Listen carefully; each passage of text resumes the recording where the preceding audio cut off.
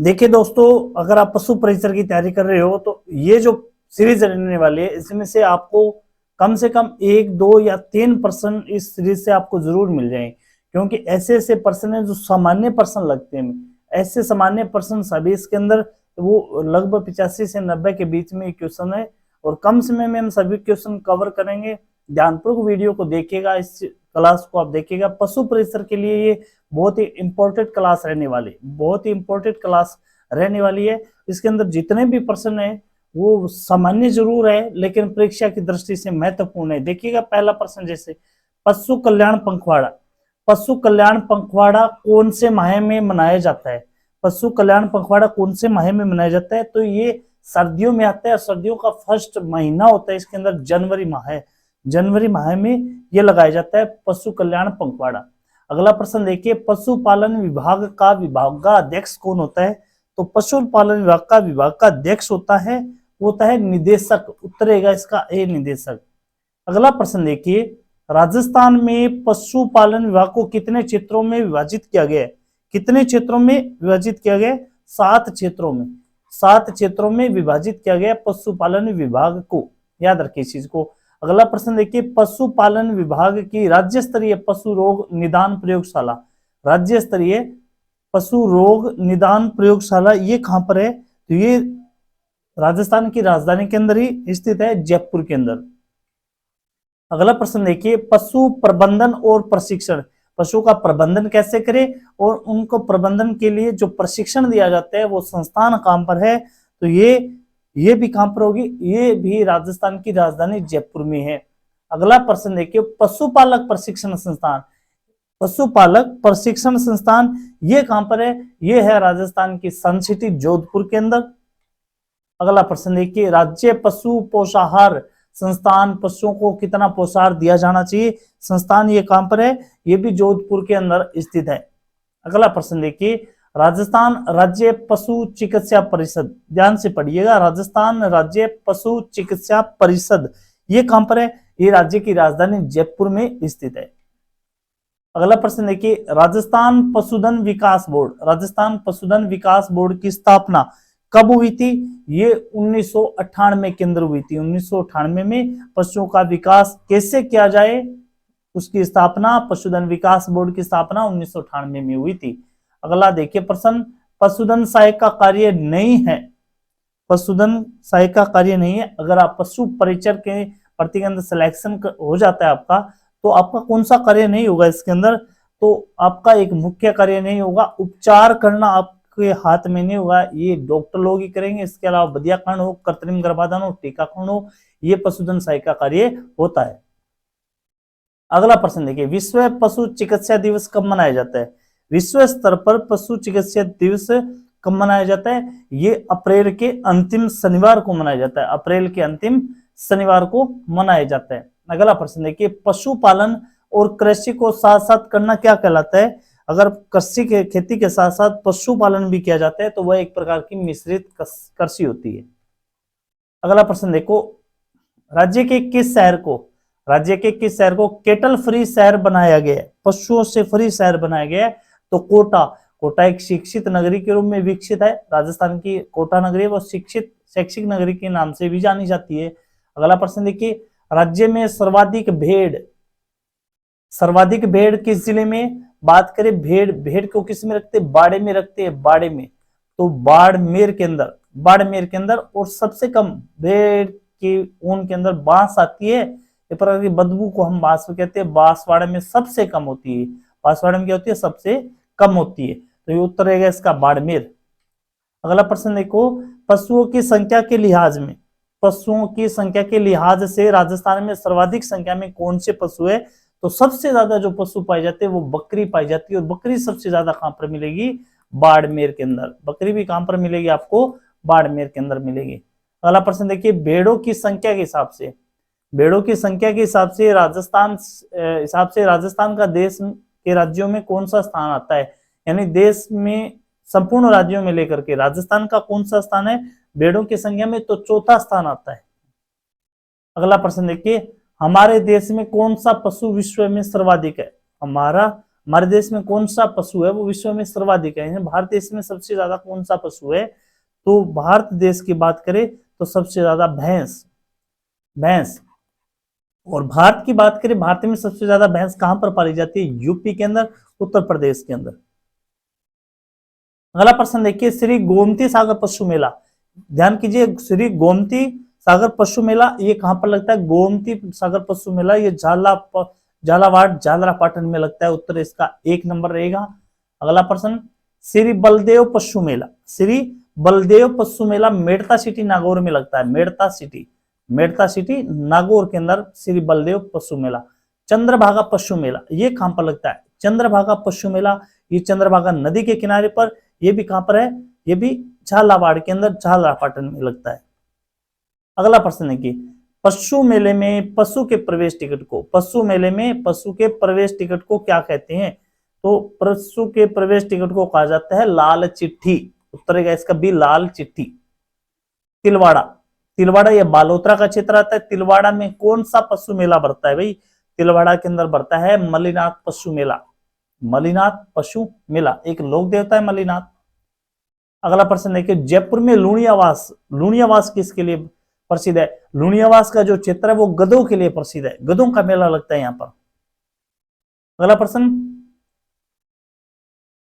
अगला प्रश्न देखिए, 20वीं पशु गणना के अनुसार राजस्थान में गोवंश कितनी गायें पाली जाती है, तो राजस्थान में 1.39 करोड़ गायें पाली जाती है।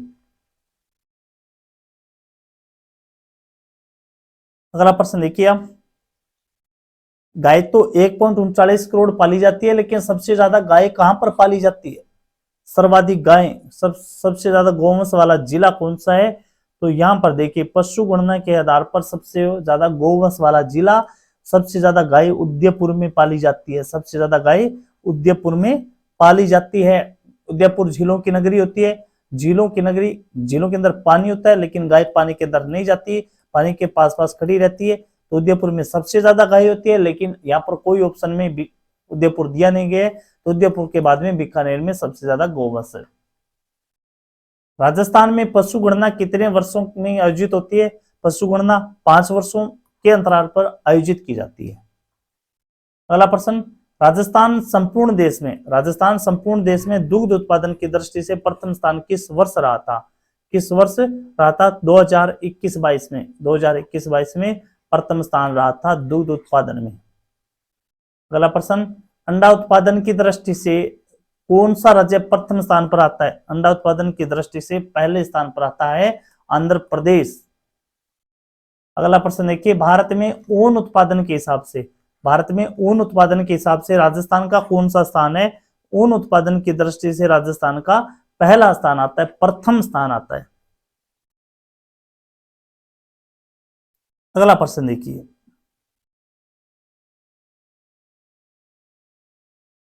अगला प्रश्न, मिल्क रिकॉर्डिंग कितने दिन तक कर सकते हैं, तो मिल्क रिकॉर्डिंग, एक प्रश्न रह गया भाई पहले, राजस्थान जीडीपी में पशुपालन का कितना योगदान है, तो जीडीपी सकल घरेलू उत्पाद में पशुपालन का प्रयोग है, ये है योगदान 10%। अगला, मिल्क रिकॉर्डिंग कितने दिन तक कर सकते हैं, तो ये लगभग 10 माह तक, 300 दिन तक कर सकते हैं।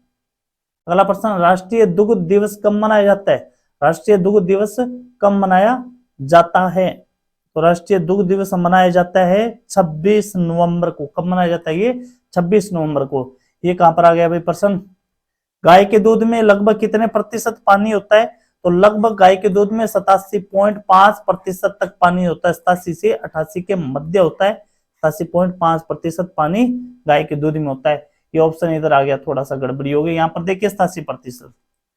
अगला प्रश्न देखिए, कामधेनु डेयरी योजनाओं की बैंक ऋण कितने प्रतिशत है, कामधेनु डेयरी योजनाओं की बैंक ऋण कितना प्रतिशत देता है, तो ये 90% तक ऋण देता है बैंक। अगला प्रश्न देखिए, मशीन द्वारा दूध निकालने के लिए कितने मिमी पारे का प्रेशर, यानी दुग्ध विधि 2 प्रकार से होती है, एक हाथ से, दूसरी मशीन से होती है, हाथ से और मशीन से होती है। मशीन से अगर दूध निकाला जाए तो प्रेशर कितना उपयुक्त होता है, तो 360 मिमी पारे का प्रेशर होना चाहिए, 360 मिमी पारे का। यहाँ पर ऑप्शन ऊपर दिखा दी गई है। अगला प्रश्न देखिए, हाथ से दूध निकालने की सर्वोत्तम विधि कौन सी होती है, अगर हाथ से दूध निकाला जाए तो सर्वोत्तम विधि होती है पूर्ण हस्त विधि, पूर्ण हस्त दोहन विधि होती है। चुटकी विधि, छोटे थन वाले पशुओं में से जो दूध निकाला जाता है वो चुटकी विधि। अंगूठा दबाकर जो दूध निकाला जाता है तो सबसे बड़ा रोग होना थनैला रोग सबसे ज्यादा होता है, थनैला रोग। भैंसों में दूध उत्पादन किस ब्यांत में सर्वाधिक होता है? भैंसों में दूध उत्पादन सर्वाधिक किस ब्यांत के बाद में होता है? तो जब भैंस 3 से 5 ब्यांत की हो जाती है तब सर्वाधिक दूध होता है। तो यहां देखिएगा, यहां पर इसका ये आगे ऑप्शन आ गया, थोड़ा सा ये गड़बड़ी हो गई। किस पशु को कठिन दूध देने वाला कहा जाता है? किस पशु को कठिन दूध देने वाला कहा जाता है? तो भैंस को कहा जाता है। भैंस का दूध सबसे कठिन दूध होता है। अगला प्रश्न है, किस पशु का दूध स्त्रवण काल सर्वाधिक होता है? दूध स्त्रवण काल सर्वाधिक होता है, तो दूध स्त्रवण काल सर्वाधिक होता है ऊंटनी का। किसका होता है? ऊंटनी का दूध होता है। ये ऊपर ऑप्शन आ गया इसका। अगला, बकरी का दूध स्त्रवण काल कितना होता है? बकरी कितने दिन तक दूध देती है? ये 200 से 284 दिन तक, 200 से 284 दिन तक। अगला प्रश्न, निम्न में से भारत में गाय की सबसे भारी नस्ल कौन सी है? भारत में गाय की सबसे भारी नस्ल होती है कांकरेज। कौन सी? कांकरेज, जो स्वाई चाल के लिए प्रसिद्ध होती है। उत्तर है इसका कांकरेज। ये आ गया ऑप्शन इसका। अगला प्रश्न देखिए, मालवी गाय मुख्य रूप से राजस्थान के किस जिले में प्रमुखता से पाई जाती है? मालवी गाय पाई जाती है झालावाड़ के अंदर। कहां पर? झालावाड़ के अंदर। सबसे बुद्धिमान नस्ल मालवी गाय होती है, सबसे बुद्धिमान नस्ल। अगला प्रश्न देखिए, राजस्थान में किस गाय का औसत दुग्ध उत्पादन सबसे अधिक होता है? कौन सी गाय, कौन सी नस्ल की गाय का औसत दुग्ध उत्पादन सबसे अधिक होता है? तो साहिवाल नस्ल का दुग्ध उत्पादन सबसे अधिक होता है। अगला प्रश्न, विश्व में सबसे ज्यादा दूध उत्पादन किस नस्ल की गाय का? सबसे ज्यादा दूध उत्पादन विश्व की बात करें तो एचएफ, इसका शॉर्ट फॉर्म एचएफ होता है होलिस्टन फ्रीजियन। इसका दूध उत्पादन है वो सबसे ज्यादा होता है। भारतवर्ष में गाय की सबसे भारी नस्ल कौन सी होती है? गाय की सबसे भारी नस्ल की बात करें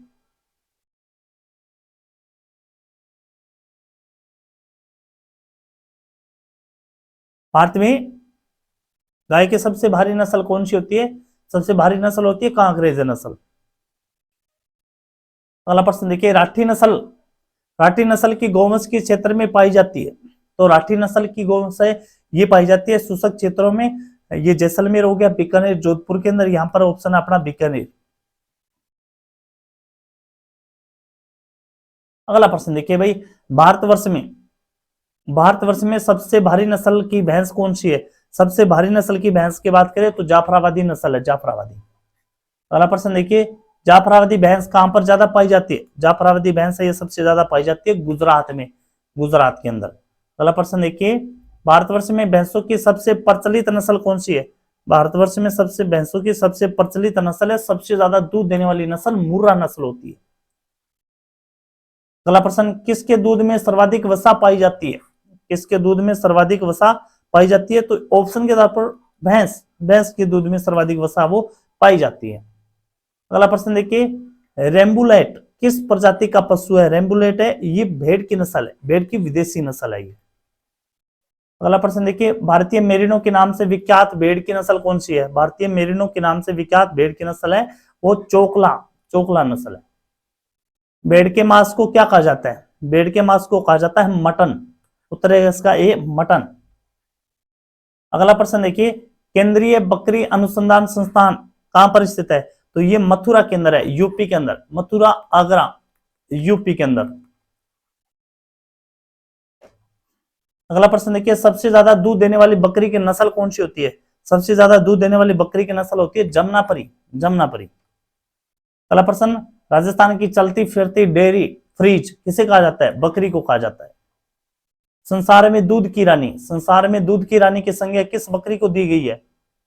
संसार में दूध की रानी किस बकरी की नस्ल को कहा जाता है? तो सानेन नस्ल को कहा जाता है दूध की रानी।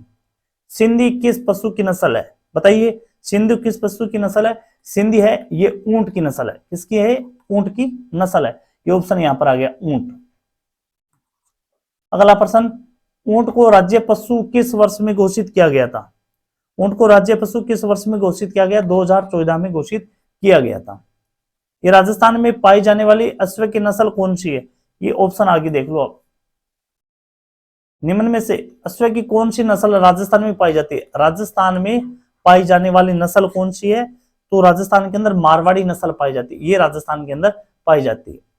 अगला प्रश्न, साइडलाइन विधि से किस पशु को नियंत्रित किया जाता है? साइडलाइन से घोड़े को, अश्व को नियंत्रित किया जाता है। घोड़ी का गर्भकाल कितने दिवस का होता है? घोड़ी का गर्भकाल होता है 336 दिन का। कितने दिन का? 336 दिन का, दिवस का। ये वहां पर ऑप्शन आ गया, थोड़ा सा मिस्टेक होगी इसमें, माफ करना मेरे को। संसार में सबसे ज्यादा अंडा देने वाली भारतीय नस्ल की कौन सी प्रजाति की मुर्गी है? सबसे ज्यादा अंडा देने वाली कौन सी है? ये भारत की नस्ल होनी चाहिए। व्हाइट लेगहॉर्न तो ये तो विदेशी नस्ल है, सबसे ज्यादा अंडा देती है, लेकिन यहाँ पर पूछा गया भारतीय नस्ल, तो बर्मा नस्ल है, बर्मा नस्ल। देसी मुर्गी एक साल में औसतन कितने अंडे देती है? देसी मुर्गी एक साल में 43 अंडे देती है देसी मुर्गी। लड़ाकू मुर्गी, देखिए लड़ाकू मुर्गी की नस्ल मनोरंजन के लिए असील नस्ल है, वो लड़ाकू नस्ल है। अगला प्रश्न देखिए, भारत में कृत्रिम गर्भाधान सर्वप्रथम किसके द्वारा किया गया था? तो डॉक्टर संपत कुमार के द्वारा, डॉक्टर संपत कुमार के द्वारा। हमारे देश में कृत्रिम गर्भाधान को किस पंचवर्षीय योजना में अपनाया गया था? कौन सी पंचवर्षीय योजना में? तो यह प्रथम पंचवर्षीय योजना में ही अपना लिया गया था। अगला प्रश्न, गाय में मध्य चक्र अवधि कितनी होती है? तो गाय में मध्य चक्र की अवधि होती है 21 दिन की। कितने दिन की? 21 दिन की। अगला प्रश्न, नर पशुओं में वर्षण ग्रंथि को अक्रिय कर देने की क्रिया कहलाती है? नर पशुओं में वर्षण ग्रंथि को अक्रिय निकाल देना, यह बधियाकरण होता है। क्या होता है? ये बधियाकरण होता है। रबड़ बैंड विधि से पशुओं में कौन सी क्रिया की जाती है? तो रबड़ बैंड विधि से सिंगरोधन किया जाता है। क्या किया जाता है? सिंगरोधन। और सबसे दर्दनाक विधि होती है सिंगरोधन में, रबड़ बैंड विधि।